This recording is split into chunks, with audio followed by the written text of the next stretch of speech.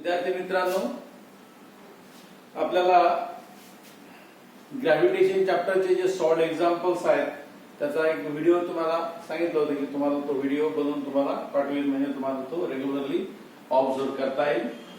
तर याच्यामध्ये solved examples page number 6 वर पहिलं एक्झाम्पल्स काय आपलं, Mahindra and Virat are sitting at a distance of 1 metre from each other.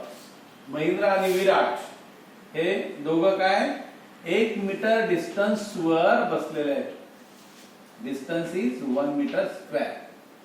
Mahindra having the mass m1 and it is the mass m2 respectively, that is the 75 and 80.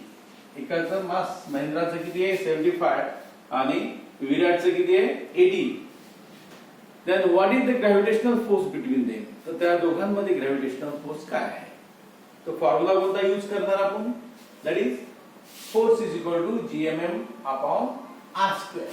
Again तर हा formula use करणार. Gravitational force करायचा आहे दोन bodies मधला आणि त्यांच्यामध्ये distance. तर गिवन आपल्याला दिलेला आहे जी ची value 6.67 into 10 to the power minus 11. m1 means mass of Mahindra and m2 is mass of Virat. So m1 is 75, m2 is 80, and there is a distance in between them is r is equal to 1 meter. तर एवढा आहे हे जे given दिलेलं आहे. मग हे सगळं गिवन आपण पुट अप करणार कशामध्ये, फॉर्म्युलामध्ये. ग्रॅव्हिटेशनल फॉर्म्युला, ग्रॅव्हिटेशनल फोर्सच्या फॉर्म्युलामध्ये 6.67 into 10 to the power minus 11 into 75 to 80 Newton is the force and upon 1 square. r square means 1 square आहे. तर या सगळ्यांचं मल्टिप्लिकेशन करून घ्यायचं 6.67. तर डायरेक्ट तुम्ही 667 चं मल्टिप्लिकेशन करा आणि नंतर पॉइंट द्या 1 2 आफ्टर 2 डेसिमल आहे का, दोन डिजिट नंतर डेसिमल दिला तर आपला आन्सर एवढे येईल. त्याचं मल्टिप्लिकेशन तुम्ही आता रफली करून बघायचंय. तर हे 10 to the power minus 11. then shift the points 1 2 3 4 4 digits म्हणजे किती येईल ते actually 4.002 into 10 to the power minus 7. याच्यातून 4 डेसिमल आपण काय करतो इकडे सरकतो लेफ्ट साइडला. So power will be reduced, that is to the 7 by 4 digit. and so the force on in between them दोघांमधला जो फोर्स आहे तो किती आहे 4.002 into 10 to the power minus 7 Newton is the force present in between Mahindra and Virat. तर हा force त्यांनी काढायला सांगितला, हा काढला आपण. आणि त्याच्यानंतर खाली लगेच एक्झाम्पल्स नंबर 2 मध्ये काय विचारले बघा. इन द अबव एक्झाम्पल म्हणजे या एक्झाम्पल्स मध्ये assuming that the bench on which Mahindra is sitting is a frictionless starting with zero velocity, what will be the Mahindra's velocity of motion towards Virat after 1 second? Will this velocity change with the time and how? आता दोघं bench वर बसलेले आहेत and assuming काय करायचं की हा bench, आता बेंच वर जर आपण जवळजवळ बसलो तर आपण एकमेकाकडे अट्रॅक्ट होतो का, कोणत्याही दोन व्यक्ती एकमेकाकडे अट्रॅक्ट किंवा सरकत नाहीत आपोआप. कशामुळे, तर खाली सरफेस जर बेंचवर आपण बसतो तर तो सरफेस वरचा काय असतो, सरफेस कडून एक फ्रिक्शन फोर्स असतो. फ्रिक्शन इझिली जर हा फोर्स सरफेस तो बेंच कसा असेल फ्रिक्शनलेस असेल, फ्रिक्शनलेस, त्यावेळेला मग दोघांचं जे काय दोघांमध्ये जे अट्रॅक्शन फोर्स आहे कोणता gravitational force, due to that gravitational force both they comes to close to each other. ते एकमेकाच्या जवळ येऊ शकतात. तर ते एकमेकाच्या जवळ येण्याची वेलॉसिटी त्यांनी काढायला सांगितली. काय काढायला सांगितली, वेलॉसिटी. मग कोणाची वेलॉसिटी काढायची, त्या दोघांमधली वेलॉसिटी काढायची. तर वेलॉसिटी साठी आपण first equation of motion use करतो, that is v is equal to u plus at. आता या इक्वेशन साठी मग आता आपल्याला परत गिवन काय काय दिलेले बघा. फोर्स आहे, फोर्स काढलेला आहे आपण किती आहे, तो आहे 4.002 into 10 to the power minus 7. मास आहे 75 किलोग्रॅम्स आहे. आता ह्या दोन गोष्टी आहेत आपल्याजवळ आणि u आहे, u इनिशियल वेलॉसिटी असते, काय असणार आहे ती 0 असणार आहे. नाही, इनिशियल वेलॉसिटी आपल्याला 0 दिलेली, काही दिलेलीच नाही म्हणजे ती 0 आहे. आपल्याला ऍक्सेलरेशन्स काढायचे. आता हा या फॉर्म्युल्यासाठी आपल्याला काय करावं लागेल, v काढायचंय, u 0 आहे, a माहित नाही, a काढावं लागेल आणि t त्यांनी दिलेला नाहीये. तर at आपल्याला ऍक्सिलरेशन काढायचंय आणि नाही त्यांनी टाइम सुद्धा दिलाय, 1 सेकंदचा दिला ना, म्हणजे t सुद्धा दिलाय त्यांनी.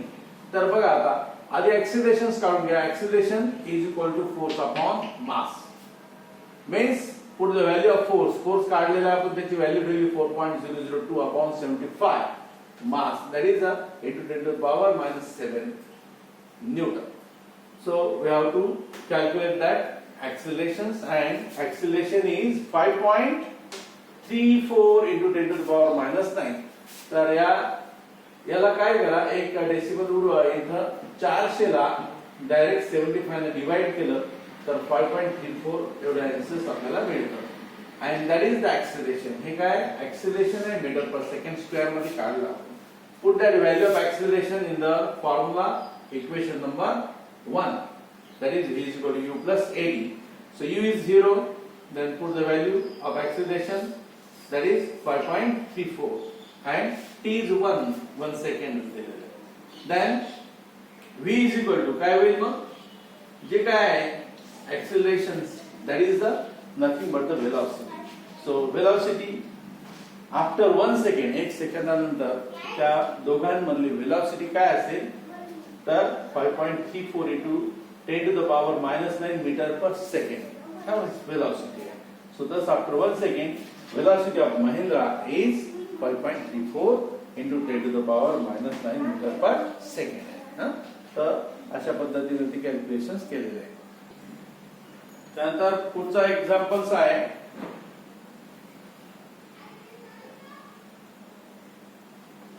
यूज युअर ब्रेन पॉवर मध्ये बघा, त्याच्या खालीच assuming the acceleration in example 2. example 2 मध्ये जे acceleration आपण assume केलंय above remains constant, त्याला constant. how long will Mahindra take to move 1 centimeter towards Virat? तर विराट कडे जाण्यासाठी त्याला किती वेळ लागेल, काय सांगितलं त्यांनी, किती वेळ लागेल. तर तो टाइम काढायचा. कोणता काढायचा टाइम आपल्याला, महेंद्र विराट कडे जाण्यासाठी वेलोसिटी जी होती 5.34 मीटर पर सेकंड, या वेलोसिटीने त्याला टाइम किती लागेल त्याला जाण्यासाठी. तर त्याच्यासाठी आता आपल्याला गिव्हन्स दिलेले आहेत.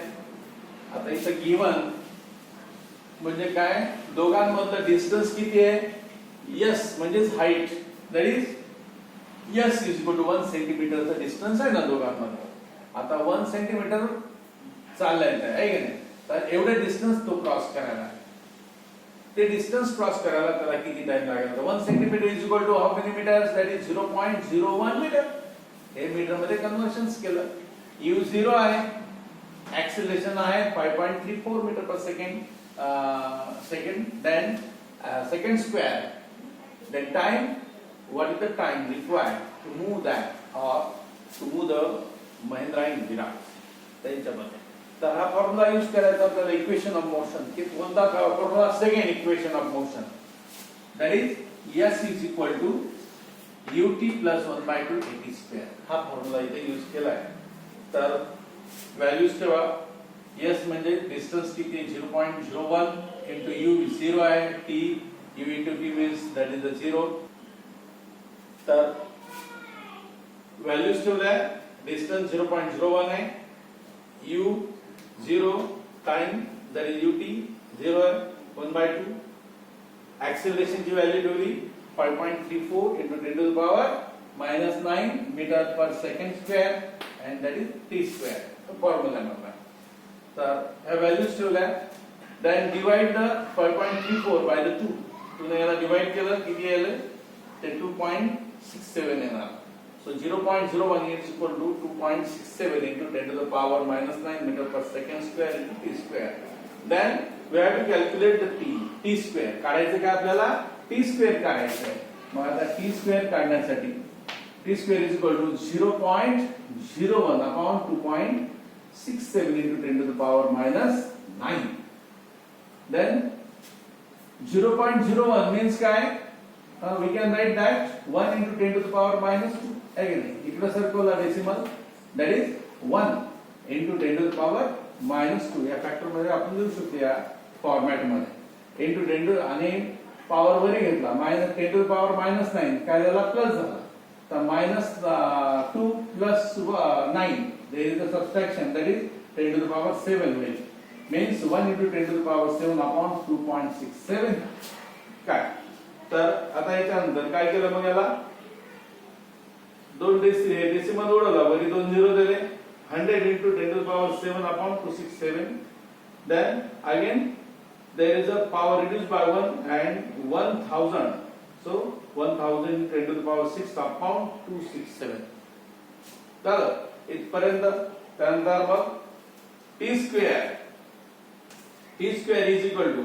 मग आता याला काय करायचं डिवाइड करायचं 267 ने याला 1000 ला डिवाइड करा तुम्ही रफली ती कॅल्क्युलेशन्स करून बघितलं तर चालते करायला पाहिजे आणि त्याचं किती येते 3.746 into 10 to the power 6 मग t is equal to under root 3.746 into 10 to the power 6 त्याचा स्क्वेअर रूट घेतला काय आला t is equal to 1.93 into 10 to the power 3 तर हा टाइम लागला त्याला जवळ जाण्यासाठी किंवा त्या व्हेलॉसिटीज न एवढा टाइम त्याला लागणार आहे तर हा कॅल्क्युलेट केलेला आहे